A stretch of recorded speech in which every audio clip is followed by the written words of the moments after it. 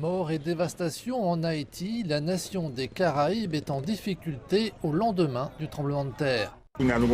Toute la région où j'habite est détruite. Il y a beaucoup de morts. Nous ne savons pas combien.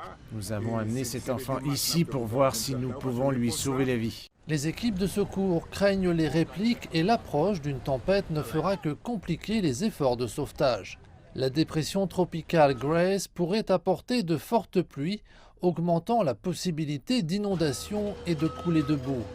Plus de 30 000 personnes sont sans abri, beaucoup sont privées d'électricité, sans nourriture adéquate et sans soins médicaux.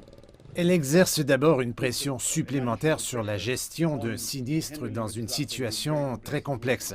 En tant que citoyen, ça m'inquiète également car je sais que mes concitoyens passent la nuit à l'extérieur et qu'ils pourraient souffrir à cause de la pluie et de possibles crues soudaines. Le tremblement de terre a rasé plusieurs communautés dans un pays qui essaie toujours de se remettre de l'assassinat de son président le mois dernier et de la violence des gangs.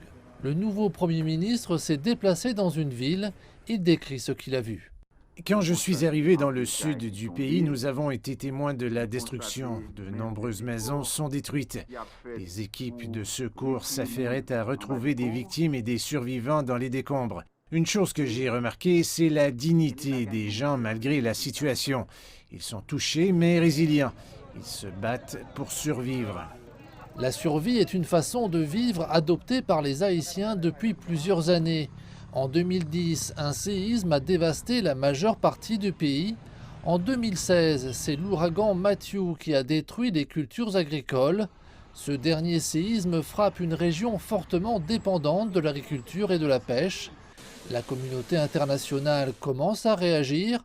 Les gardes-côtes américains ont déployé dès dimanche une équipe pour fournir une aide humanitaire.